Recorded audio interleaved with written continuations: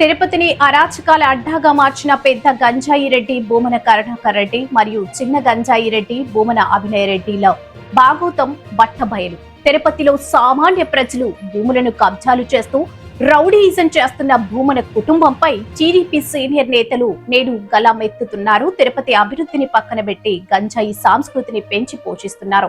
వీరి అరాచకాలకు ఇక చరమగీతం పడాల్సిందే. ప్రజాధనం ప్రజల భూములే లక్ష్యంగా సాగుతున్నారు. ఈ దందాలను చూస్తూ ఊరుకునేదే లేదు. ఈ ప్రెస్ మీట్ లో పాల్గొన్న నాయకులు టీడీపీ యువ నాయకుడు, పేదల పక్షాన నిలబడే నాయకుడు baby Srinivas, shop chairman Ravi Naidu, TDP senior నాయకుడు పులిగోరు మురళీకృష్ణారెడ్డి, టీడీపీ సీనియర్ నాయకులు మహేష్ యాదవ్, తాతయ్య గుంట, గంగమ్మ గుడి చైర్మన్, ఇతర టీడీపీ నాయకులు.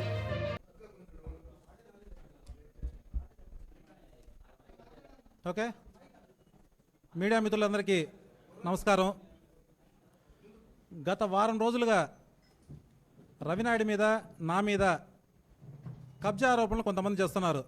అది ఎవరో కాదు, పెద్ద గంజాయి రెడ్డి, చిన్న గంజాయి రెడ్డి. మా ఫోటోలు వేసి ఏదేదో ప్రచారాలు ఇవే ఒక రకంగా కాదు, అన్ని రకాలుగా మేము ఏదో కబ్జా చేశామని చేస్తున్నారు. అసలు విషయం ఏంటంటే, ఆ రోజు కొంతమంది మీడియా మిత్రులు మా దగ్గరికి వచ్చారు, రవినాయుడిని నన్ను కలిశారు. దానికి ముందే మినిస్టర్ గారిని, లోకేష్ గారిని అందరినీ కలిసి వాళ్ళ దగ్గర పర్మిషన్ తీసుకొని పలానా చోట భూమి ఉంది మేము చేసుకుంటాము అంటే సానుకూలంగా స్పందించారు వాళ్ళు. ఆ తర్వాత రవినాయుడిని నన్ను కలిశారు వాళ్ళు వచ్చి, మీడియా మిత్రులందరూ కలిసి మాకు ఇట్లా పలానా చోట భూమి ఉంది, దాన్ని సర్వే చేసుకోవాలి, అక్కడికి వెళితే మమ్మల్ని రానివ్వడం లేదు, కొంచెం సాయం చేయమని చెప్పారు. దానికి రవి నేను ఇద్దరం ఏం చేశాము, జేసీబీలు కావాల్సిన వస్తువులన్నీ పంపించి మనుషులు కూడా పంపించాం.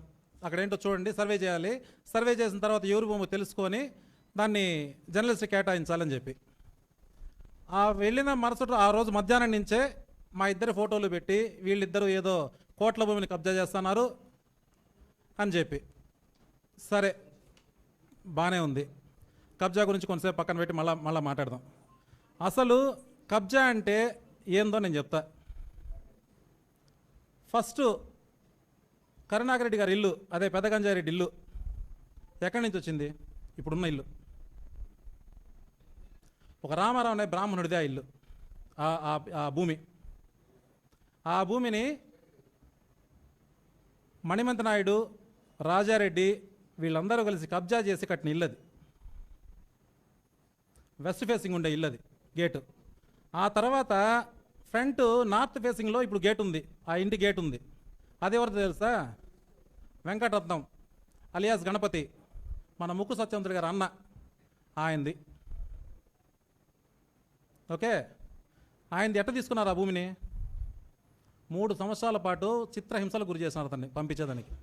అది ఖాళీ చేపిస్తే నార్త్ ఫేస్ గేటు పెట్టుకోవాలని చెప్పి చిత్రహింసలు పెట్టి పంపించినారు. ఒక సీఏ అయితే గన్ను పెట్టి అతనికి, అన్నం అంటే నిన్ను కాల్ చేస్తాను నా కొడక, నువ్వు మర్యాదగా ఇక్కడి నుంచి ఖాళీ చేస్తావా లేదా? వాళ్ళు కోర్టులో వేశారు, వాళ్ళు ఎన్నెన్నో బాధలు పడ్డారు పాపం వాళ్ళు. అయినా వాళ్ళ వల్ల పోవడానికి చివరికి ఖాళీ చేసి వెళ్ళిపోయారు. ఆ గణపతి చనిపోయాడు కూడా ఆయన. అది కబ్జా. రామారావు దగ్గర చేసిన ఈయన ఇల్లు కట్టిండవే, అది కబ్జా. ఓకే, ఇవి కాదు కబ్జాలు. నీ బతికే ఫస్ట్ కబ్జాలతో స్టార్ట్ అయింది. 1990లో తిరుపతికి రాజారెడ్డిని, కడపని ఎవరు పరిచయం చేసింది? ఎవరు పరిచయం చేసింది? నువ్వు కదా. సిద్ధార్థ ట్రావెల్స్ దగ్గర కూర్చొని కడప నుంచి రాజారెడ్డిని తీసుకొని వచ్చి కమాండర్ జీబుల్లో నాటు తుపాకులు బయట పెట్టుకొని ఎవరు చేసింది? అక్కడి నుంచి కబ్జా సంస్కృతిని స్టార్ట్ చేసింది నువ్వు. ఇప్పటికీ తిరుపతిలో రాజారెడ్డి బాధితులు ఉన్నారు, కబ్జా చేసిన కుటుంబాలు. రాజారెడ్డి బాధితులు ఉన్నారు తిరుపతిలో, తీసుకురమ్మంటావు అందరినీ. అది కబ్జా. ఇంకా రౌడీయిజము అంటే నీ ఇంటితోనే ఇంకా కబ్జాలు బయటికి తీస్తాం. ఇప్పుడు ఒక నీ గుర్రపు స్వారీ, చిన్న గంజారెడ్డి గుర్రపు స్వారీ కోసము తనపల్లి రోడ్డు పక్కన, తనపల్లి వెళ్ళే దారిలో రోడ్డు పక్కన ఒక ఉంది ఫామ్ ల్యాండ్. దాంట్లో ఎన్ని ఎకరాలు కబ్జా చేస్తున్నావు నువ్వు? మొత్తం చిట్టా మా దగ్గర ఉంది, తీస్తాం బయటికి కూడా దాన్ని కూడా. ఆ రోడ్డు కోసం, ఆ రోడ్డు లేదని చెప్పి రోడ్డు దిగిపోతే అక్కడున్న ల్యాండ్ యజమాని ఒక అతన్ని చిత్రహింసలకు గురి చేసినారు. అతను కూడా మొత్తం అతని చెట్లు, టేక్ చెట్లు అన్నీ కొట్టేసి, మీకు తెలిసే ఉంటుంది, అతను కూడా మీడియా ముందుకు వచ్చాడు. కబ్జా కదా అది. 5 ఎకరాలు ప్రభుత్వ భూమిని కబ్జా చేస్తున్నారు. 5దో 9దో మొత్తం కరెక్ట్గా తీస్తాను బయటికి దాన్ని.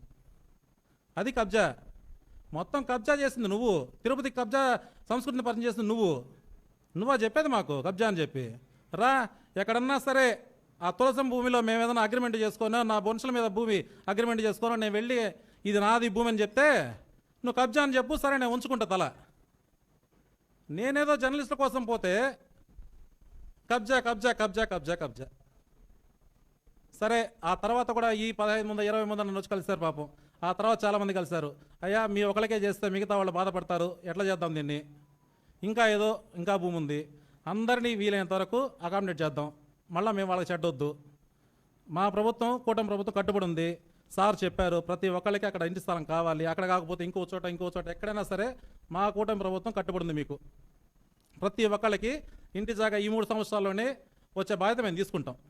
ఎవరు బాధపడాల్సిన పని లేదు. ఫస్ట్ ఒక 15 మంది వచ్చారన్నారు, నిన్న ఒక 20 మంది వచ్చారు. అయ్యా, మీరు ఎక్కడుందో భూమి దాన్ని చూసుకోండి, దాన్ని చేయించే బాధ్యత మాది.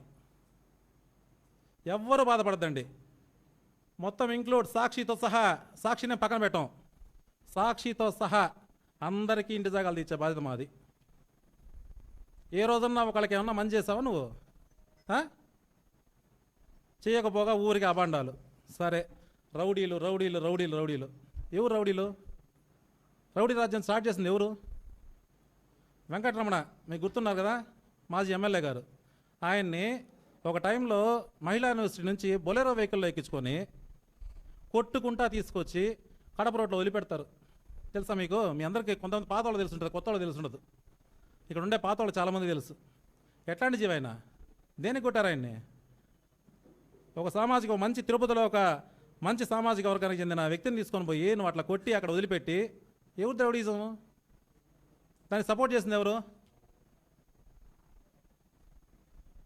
చెప్పనండి. పెద్ద గంజారెడ్డి చిన్న గంజారెడ్డి ఇద్దరిని చెప్పండి. అప్పటికి చిన్న గంజారెడ్డికి పెద్దగా తెలిసి ఉండదు. తర్వాత 2014లో పోలింగ్ డే రోజు, చాలామంది తెలుస్తుంది, పోలింగ్ డే రోజు నీ ఓడిపోతామన్న అక్కసుతో ఎట్లా చూపించుకోవాలి అర్థం కాక జీవకోణంలో గురుకుల స్కూల్లో ఆయన మీద చేసుకుంటావు నువ్వు. ఒక ఎమ్మెల్యే క్యాండిడేట్ ఆ రోజు చేసుకున్నావు. ఎవరు రౌడీజము? ఎవరు రౌడీలు? చెప్పండి, సమాధానం చెప్పండి బయటకు వచ్చి. ఎవరు రౌడీజము? ఎవరో పాపం సోషల్ మీడియాలో ఒక అబ్బాయి రాజంపేట పిల్లోడు ఎవరో ఏదో పెట్టారని చెప్పి ఎట్లా కొట్టారు ఆ పిల్లోడిని? ఆ ఫోటోలు మీ అందరి దగ్గర ఉన్నాయి. అతను కోలుకోవడానికి 2 నెలలు 3 నెలలు పట్టింది. ఎవరు రౌడీజము?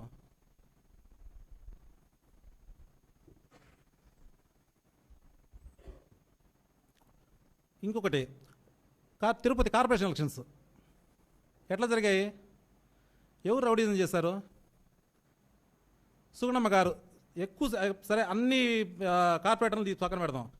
మున్సిపల్ ఆఫీస్ దగ్గర సుగుణమ్మ గారు ఒక మాజీ ఎమ్మెల్యే, ఆమెను ఎట్లా ఇబ్బంది పెట్టారు? ఫోన్ ఎక్కడ?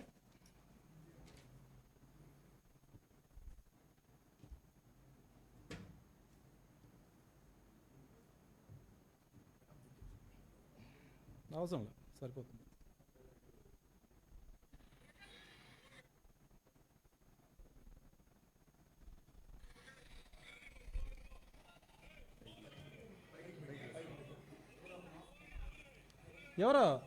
ఎవరు చెప్పండి, మీరే చెప్పండి. వైసీపీ గుండాలి కదా ఆ రోజు.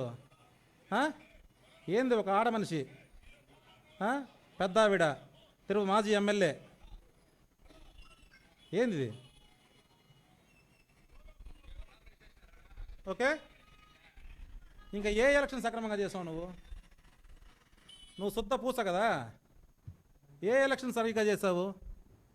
కార్పొరేషన్ ఎలక్షన్తో స్టార్ట్ చేస్తే ఏ ఎలక్షన్ సక్రమంగా చేసావు? తిరుపతి ప్రజల చేత ఒక ఓటు వేయించినావా? ఒక ఎమ్మెల్యే, లాస్ట్ ఎమ్మెల్యే ఎలక్షన్ తప్ప.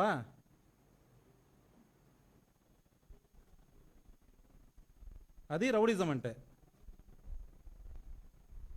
పట్టుకొని అందరినీ రౌడీలు రౌడీలు రౌడీలు అనుకుంటా. నువ్వు రౌడీ, పెద్ద రౌడీ నువ్వు తిరుపతికి, చిన్న రౌడీ నీ కొడుకు.